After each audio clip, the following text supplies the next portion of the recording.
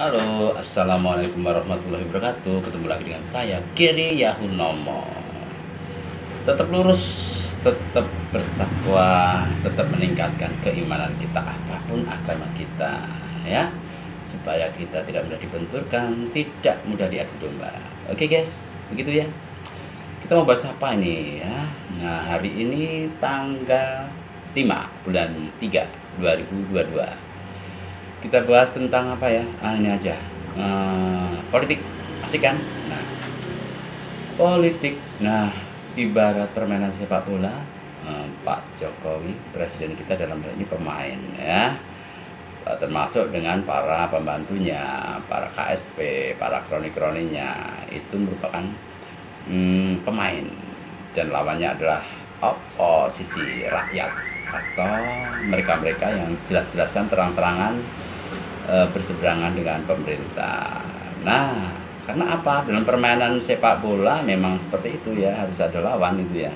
Tapi tujuannya dalam hal ini apa? Supaya kebijakan-kebijakan pemerintah selalu pro rakyat dan berpihak kepada rakyat secara umum, pro rakyat ya. Terus siapa wasitnya? Wasitnya itu DPR. Nah, sekarang gimana nih? DPR doyan duit enggak? Punya kepentingan enggak? Kalau udah doyan duit, apalagi punya kepentingan tertentu, akhirnya posisi dia sebagai wasit jadi melempem. Gimana kamu amat sendiri DPR kita seperti apa? Nah, ini akhirnya kalau udah melempem, permainan sudah tidak fair. Nah, mereka-mereka yang menjadi oposisi seringkali menjadi korban. Karena apa? Oposisi itu hanya mengkritisi, tidak punya senjata, tidak punya tentara yang berhak menggunakan fasilitas negara, aparat pemerintah, polisi, TNI, dan segala sesuatunya itu hanya penguasa dalam presiden dan para pejabat-pejabatnya. Nah, terus apa nih?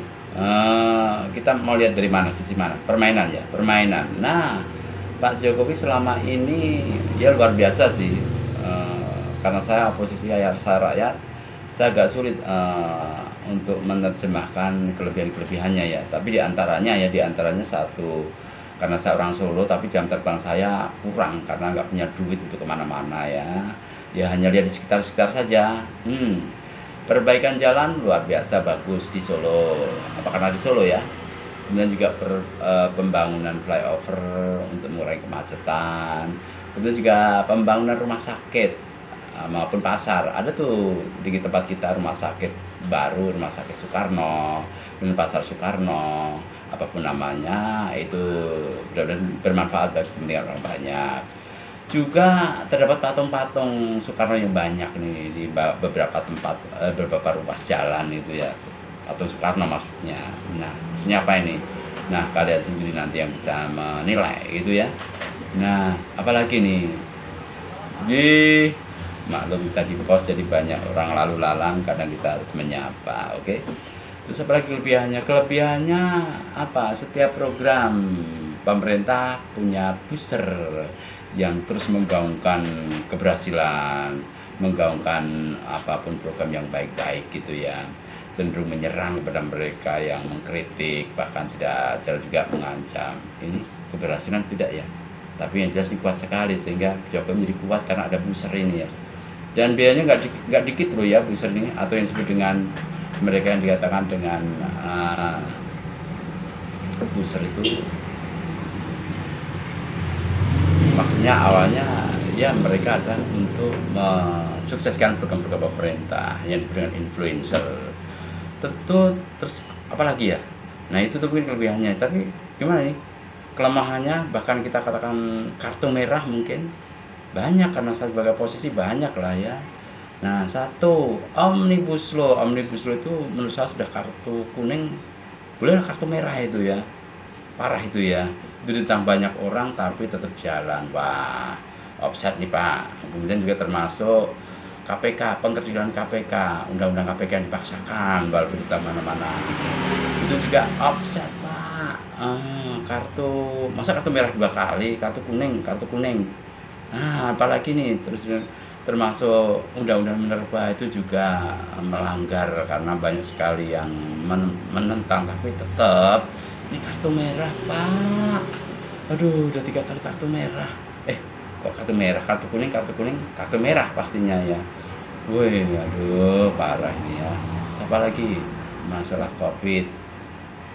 Masalah COVID juga penanganannya masih banyak carut marut, yang vaksin, yang bisnis vaksin apa segala macam, nggak tahu. Itu juga ada juga itu yang punya konten seperti itu disemprit kartu merah, kartu kuning, atau pelanggaran biasa ya.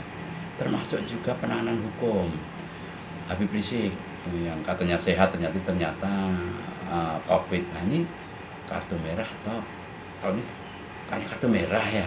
Termasuk penembakan 6 laskar itu, yang pertama sih konferensi persnya itu positif banget polisi, tapi lama-lama kelihatan ternyata itu rekayasa ya banyaknya ya. Waduh, gimana ini, kartu merah atau kartu kuning nih? Nggak tahu lah yang ini ya. Kan menurut saya semakin kesini kasus itu ganjilnya gimana ya, orang umum lihat ganjil aja.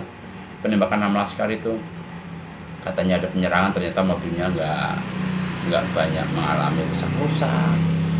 Terus pokoknya antara konferensi pers sama pembuktian itu banyak yang nggak sama. Ini bikin kita orang umum itu jadi mikir ini kasus rekayasa atau apa. Kalau ini jatuhnya, kalau memang itu pelanggaran HAM berat ya kartu merah.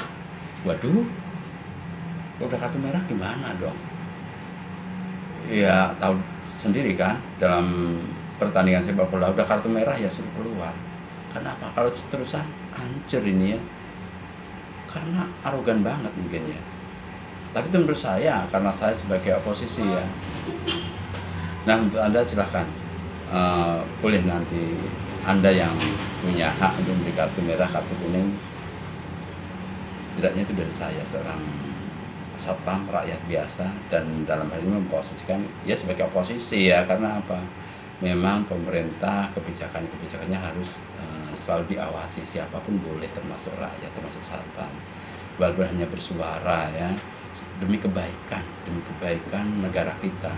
Karena akhir-akhir ini kita cenderung mungkin benar kata orang ya, kita ini negara ini kayaknya senang sekali merawat perpecahan, merawat adu domba.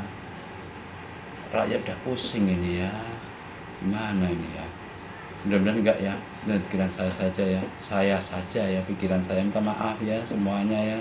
Tetap salam santun, ibadah dikuatin, apapun agama Anda, supaya Anda tidak mudah diadu domba, tidak mudah dipecah belah, tidak mudah dibenturkan. Salam NKRI religius ya. Pejuang pasal 33 dan pasal 29. Jangan lupa di komen.